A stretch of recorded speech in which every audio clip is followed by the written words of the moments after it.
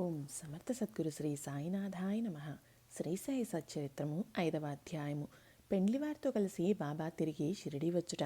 పకీరుకు సాయినామం ఎట్లు వచ్చెను. ఇతర యోగులతో సహవాసము. బాబా దుస్తులు, వారి నిత్యకృత్యములు, వేప చెట్టు కిందనున్న పాదుకల వృత్తాంతము. ఈ కథ యొక్క పూర్తి వివరములు. మొహియుద్దీన్ తంబూలీతో కుస్తీ. జీవితంలో మార్పు. నీళ్లను నూనెగా మార్చుట. జౌహర్ అలీ అను కపట గురువు. పెండ్లివారితో కలిసి బాబా తిరిగి షిరిడి వచ్చుట.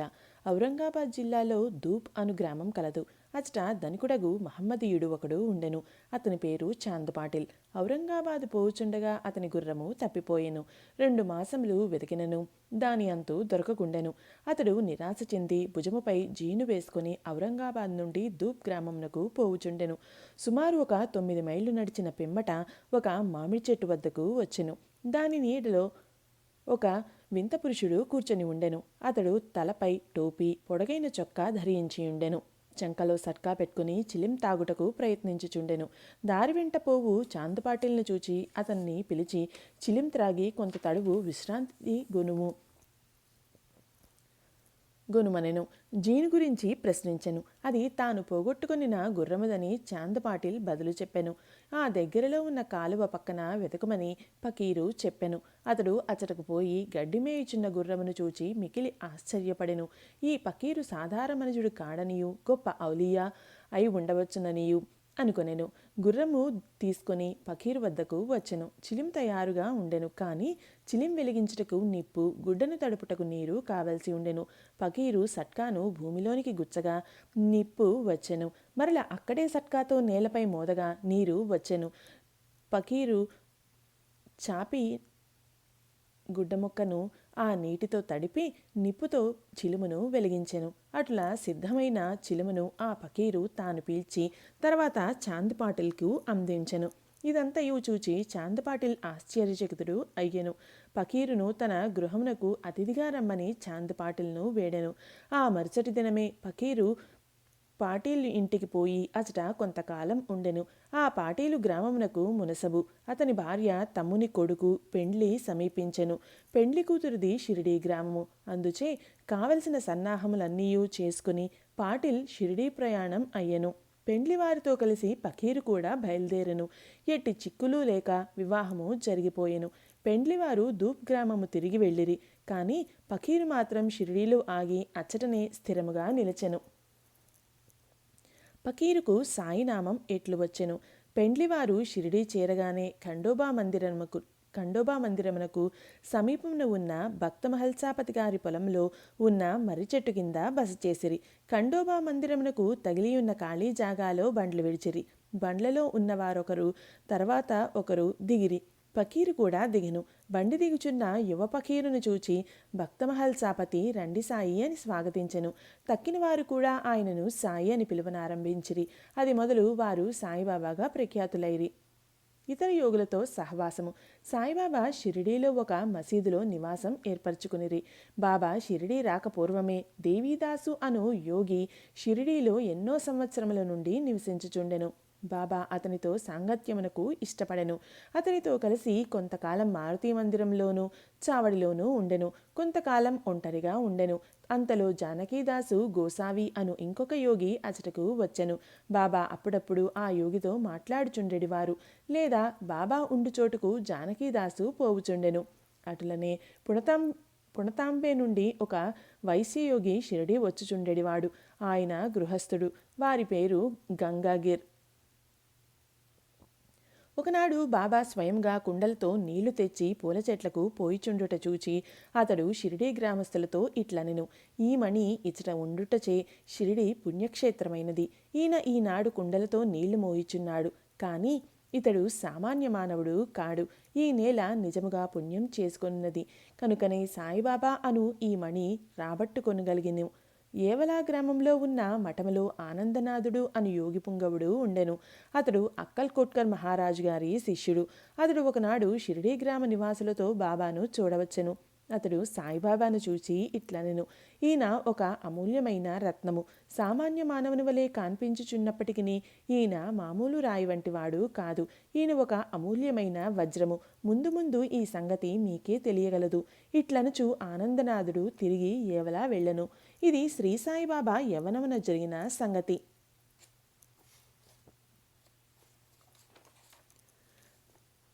బాబా దుస్తులు వారి నిత్యకృత్యములు.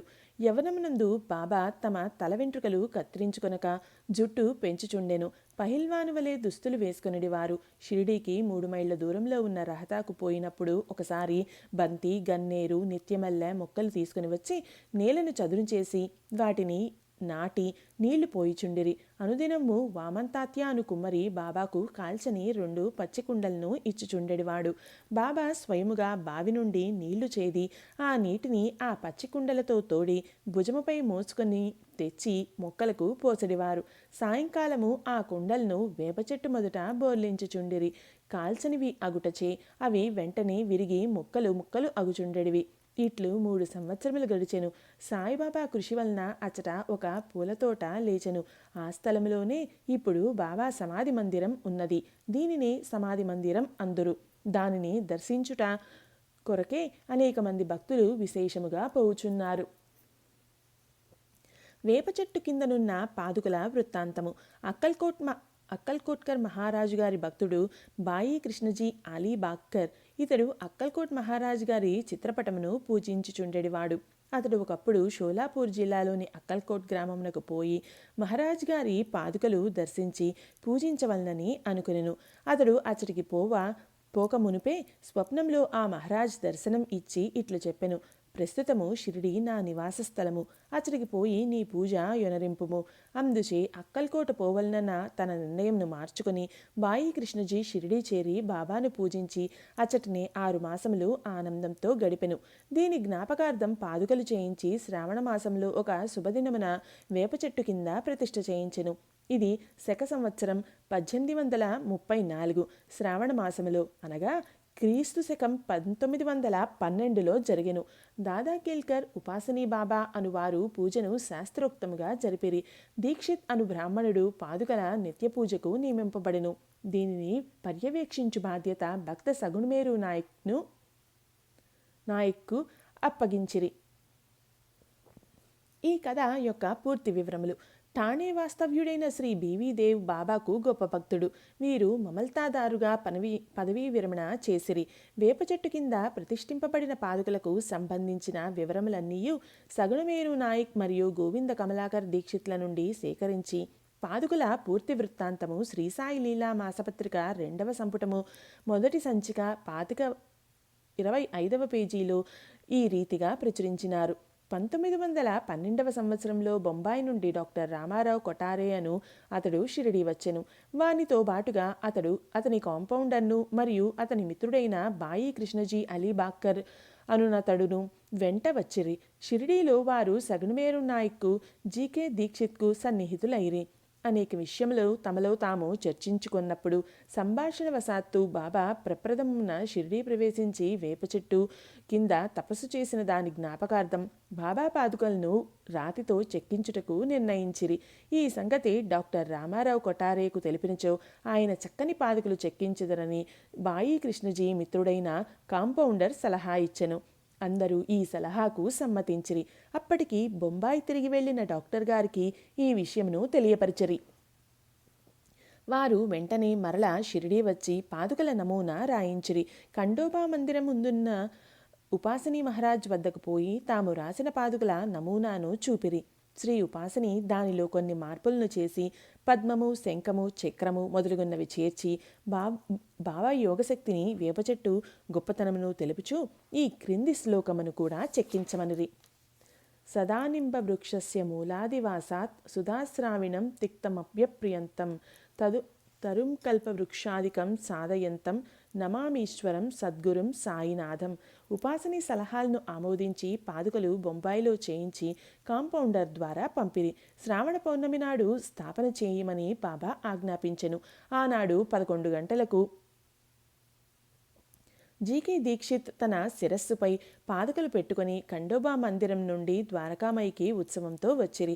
బాబా ఆ పాదుకలను స్పృశించి అవి భగవంతుని పాదుకలని నుడివెను. వానిని వేప చెట్టు మూలమున ప్రతిష్ఠింపుడని ఆదేశించెను. ఆ ముందు రోజు బొంబాయి నుండి పాస్తా సేట్ అను పార్సీ భక్తుడొకడు మనీ ఆర్డర్ ద్వారా ₹25 పంపియుండెను. బాబా ఆ పైకము పాదుకా ప్రతిష్ఠకై అగు ఖర్చు నిమిత్తమై ఇచ్చెను. మొత్తం ₹100 ఖర్చయినవి. అందులో ₹75 చందాల ద్వారా వసూలు చేసిరి. మొదటి 5 సంవత్సరములు జీకే దీక్షిత్ ఈ పాదుకలకు పూజ చేసెను. తర్వాత లక్ష్మణ్ కచేశ్వర్ జాకుడే అను బ్రాహ్మణుడు నామ పూజారి పూజ చేయుచుండెను. మొదటి 5 సంవత్సరములు నెలకు ₹2 చొప్పున డాక్టర్ కొటారే దీపపు ఖర్చు నిమిత్తము పంపుచుండెను. పాదుకల చుట్టూ కంచె కూడా పంపెను. ఈ కంచెయు పైకప్పును కోపర్గాం స్టేషన్ నుండి షిరిడీ తెచ్చుటకు ₹7.80 ఖర్చు సగుణమేరు నాయక్ ఇచ్చెను. ప్రస్తుతం జాకడే పూజ చేయుచున్నాడు. సగుణుడు నైవేద్యమును దీపమును పెట్టుచున్నాడు. మొట్టమొదట వాయి కృష్ణజీ అక్కల్కోట్కర్ మహారాజు భక్తుడు 1912వ సంవత్సరంలో వేప చెట్టు కింద పాదుకలు స్థాపించినప్పుడు అక్కల్కోటకు పోవుచు మార్గమధ్యమున షిరిడీయందు దిగెను. బాబా దర్శనం చేసిన తర్వాత అక్కల్కోట్ గ్రామమునకు పోవలనని అనుకుని బాబా వద్దకేగి అనుమతిని ఇమ్మనెను. బాబా ఇట్లనెను, అక్కల్కోటలో ఏమున్నది? అక్కడకు ఏలపోయేదవు? అక్కడుండే మహారాజ్ ప్రస్తుతం ఇక్కడనే ఉన్నారు. వారే నేను. ఇది విని బాయి కృష్ణజీ అక్కల్కోట వెళ్ళుట మానుకొనెను. పాదుకల స్థాపన తర్వాత అనేక పర్యాయములు షిరిడీ యాత్ర చేసెను. హేమత్ పంతునకు ఈ వివరములు తెలిసి ఉండవు. తెలిసియున్నచో సచ్చరిత్రలో వ్రాయుట మానియుండరు. మొహియుద్దీన్ తంబూలీతో కుస్తీ జీవితంలో మార్పు. షిరిడీ గ్రామంలో కుస్తీలు పట్టుట వాడుక. అసట మొహియుద్దీన్ తంబూలీ అనువాడు తరచుగా కుస్తీలు పట్టుచుండెడివాడు. వానికి బాబాకు ఒక విషయంలో భేదాభిప్రాయం వచ్చి కుస్తీ పట్టిరి. అందులో బాబా ఓడిపోయెను. అప్పటి నుండి బాబాకు విరక్తి కలిగి తన దుస్తులను నివసించు రీతిని మార్చుకొనెను. లంగోటి బిగించుకొని పొడవాటి చొక్కాని తొడుక్కొని నెత్తిపైన గుడ్డ కట్టుకునేవారు. ఒక గోనెముక్కపై కూర్చునడివారు. చింకి గుడ్డలతో సంతృష్టి చెందడివారు. రాజ్యభోగము కంటే దారిద్ర్యమే మేలని నుడివడివారు. పేదవారికి భగవంతుడు స్నేహితుడు అనేవారు. గంగాగీర్కు కూడా కుస్తీలయందు ప్రేమ. ఒకనాడు కుస్తీ పట్టుచుండగా అతనికి వైరాగ్యము కలిగెను. అదే సమయంలో దేహము దమించి దేవుని సహవాసం చేయుమని ఒక అశరీరవాణి అతనికి వినిపించెను. అప్పటి నుండి గంగాగిరి సంసారం విడిచెను. ఆత్మసాక్షాత్కారం కొరకు పాటుపడెను. పునతాంబే దగ్గర నది ఒడ్డున ఒక మఠమును స్థాపించి తన శిష్యులతో నివసించుచుండెను. సాయిబాబా జనులతో కలిసిమెలిసి తిరిగిడివారు కారు. ఎవరితోనూ తమంతట తాము మాట్లాడేవారు కారు. ఎవరైనా ఏదైనా అడిగినా ఆ అడిగిన దానికి మాత్రము జవాబిచ్చువారు. దినములో ఎక్కువ భాగం వేప చెట్టు నీడయందు, అప్పుడప్పుడు ఊరవతలనున్న కాలవ ఒడ్డున గల తుమ్మ చెట్టు నీడన కూర్చునడివారు. సాయంకాలం ఊరకనే కొంత దూరము నడిచెడివారు. ఒక్కొక్కసారి నీమ్గాం పోవుచుండెడివారు. నీమ్గాంలో బాబాసాహెబ్ త్రయంబక్జీ డేంగ్లే అనునతని ఇంటికి తరచుగా పోవువారు. బాబాసాహెబ్ డేంగ్లే యందు సాయిబాబాకు మిక్కిలి ప్రేమ. అతని తమ్ముని పేరు నానాసాహెబ్. అతడు 2 వివాహములు చేసుకున్న సంతానం కలగలేదు. బాబాసాహెబ్ డేంగ్లే తన సోదరుని సాయిబాబా వద్దకు పంపెను. బాబా అనుగ్రహంచే నానాసాహెబ్కు పుత్ర సంతానము కలిగెను. అప్పటి నుండి బాబాను దర్శించుటకు ప్రజలు తండోపతండములుగా రాసాగిరి. వారి కీర్తి అంతటను వెల్లడి ఆయెను. అహ్మద్నగర్ వరకు వ్యాపించెను. అక్కడి నుండి నానాసాహెబ్ చాందోర్కర్, కేశవ్ చిదంబర్ మొదలుగా గల అనేక మంది షిరిడీ వచ్చుట ప్రారంభించిరి. దినమంతయు బాబాను భక్తులు చుట్టుముట్టెడి వారు. రాత్రులందు బాబా పాడుపడిన పాత మసీదునందు శయనించుచుండెను. పొగ పీల్చుకును చిలింగొట్టము, కొంత పొగాకు, ఒక రేకుడబ్బా, కఫ్ని, తలగుడ్డ, ఎల్లప్పుడూ దగ్గర ఉంచుకుని సట్కా మాత్రమే అప్పటిలో ఆయనకు ఉన్న సామాన్లు. తలపై ఒక గుడ్డను చుట్టి దాని అంచులను జడవలే మెలిపెట్టి ముడివేసి ఎడమ చెవిపై నుంచి వెనుకకు వేలాడునట్లు వేసుకొనువారు. తమ దుస్తులను వారముల తరబడి ఉతకకుండా ఉంచువారు. చెప్పులను తొడిగేవారు కారు. దినమంతయు గోనెగుడ్డపైనే కూర్చునేవారు. లంగోటి కట్టుకొనివారు. చలిని కాచుకొనుటకు దునికి ఎదురుగా కొయ్య పట్టుపై తమ ఎడమ చేతిని ఆనించి దక్షిణాభిముఖముగా కూర్చొనేవారు. ఆ దునిలో అహంకారమును, కోరికలను, ఆలోచనలు ఆహుతి చేసి అల్లాయే యజమాని అని పలికేవారు. మసీదులో 2 గదుల స్థలం మాత్రమే ఉండేది. భక్తులందరూ అచటనే బాబాను దర్శించుచుండిరి. 1912 తదుపరి మసీదుకు కొన్ని మార్పులు చేయబడినవి. పాత మసీదును మరామతు చేసి నేలపై నగిషీరాళ్లు తాపన చేసిరి. బాబా ఈ మసీదుకు రాకపూర్వము తాకియాలో చాలా కాలం నివసించిరి. బాబా తమ కాళ్లకు చిన్ని గజ్జలు కట్టుకొని సొగసుగా నాట్యం చేసేవారు. భక్తిపూర్వకమైన పాటలు పాడేవారు. నీళ్లను నూనెగా మార్చుట. సాయిబాబాకు దీపములన్నా చాలా ఇష్టం. ఊరిలో నూనెను విక్రయించు షావుకార్లను నూనె అడిగి తెచ్చి మసీదునందు రాత్రి అంతయు దీపములు వెలిగించుచుండెడివారు. కొన్నాళ్ళు ఇట్లు జరిగెను. ఒకనాడు నూనె ఇచ్చు దుకాణదారులందరూ కూడబలుక్కొని బాబాకు నూనె ఇవ్వకూడదు అని నిశ్చయించుకునిరి. బాబా వారి దుకాణములకు ఎప్పటివలే పోగా వారు నూనె లేదు అనిరి. బాబా కలత చెందక వట్టి వత్తులు మాత్రమే ప్రమిదల్లో పెట్టి ఉంచెను. నూనె వ్యాపారులు ఆసక్తితో ఇదంతయు గమనించుచుండిరి. అడుగున 2-3 నూనె చుక్కలు మిగిలియున్న తమ రేకు డబ్బాలో నీటిని పోసి కలియబెట్టి ఆ నీటిని తాగివేశారు. ఈ విధముగా ఆ రేకు డబ్బాలోని నూనె అవశేషమును పావనము చేసిన పిమ్మట మరల డబ్బాతో నీరు తీసుకుని ఆ నీటిని ప్రమిదల్లో నింపెను.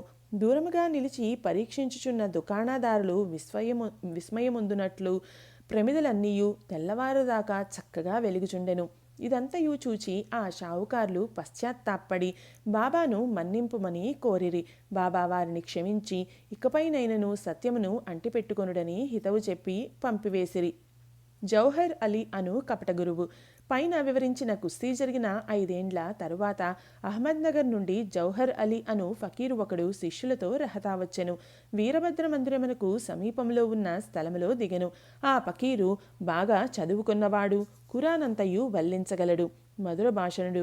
ఆ ఊరిలోని భక్తులు వచ్చి వానిని సన్మానించుచు గౌరవంతో చూచుచుండేవారు. వారి సహాయంతో వీరభద్ర మందిరమునకు దగ్గరగా ఈద్గా అను గోడను నిర్మించుటకు పూనుకొనెను.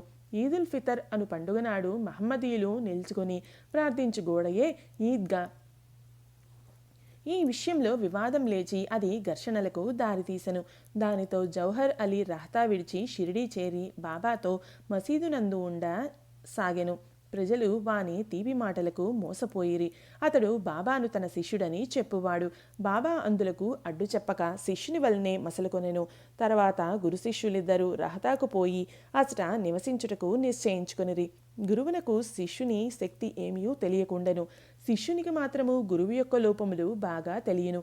అయినప్పటికీ బాబా ఆ కపట గురువును ఎప్పుడూ అగౌరవించక శిష్యధర్మమును శ్రద్ధగా నెరవేర్చుచుండెడివారు. అప్పుడప్పుడు వారిరువురు షిరిడీకి వచ్చి పోవుచుండెడివారు. కానీ అధికముగా రహతాలోనే నివసించేవారు. షిరిడీలోని సాయి భక్తులకు బాబా ఈ విధంగా రహతాలో ఉండుట ఎంతమాత్రమూ ఇష్టం లేకుండెను. అందుచే వారందరూ కలిసి సాయిబాబాను మరలా షిరిడీకి పిలుచుకొని వచ్చుటకు రహతా వెళ్ళిరి. వారు రహతాలో ఈద్గా వద్ద బాబాను ఒంటరిగా చూచి వారిని తిరిగి షిరిడీ తీసుకుని పోవుటకై వచ్చినామని చెప్పిరి. జౌహర్ అలీ ముక్కోపి అని, ఆయన తనను విడిచిపెట్టడని, అందువలన వారు తన యందు ఆశ విడిచి ఫకీరు అక్కడకు వచ్చులోపల షిరిడీ మరలి వెళ్ళుట మంచిదని బాబా వారికి సలహా ఇచ్చెను. వారు ఇట్లు మాట్లాడుకొనుచుండగా జౌహర్ అలీ అక్కడకు వచ్చి బాబాను తీసుకుని పోవుటకు ప్రయత్నించుచున్న షిరిడీ ప్రజలపై మండిపడెను.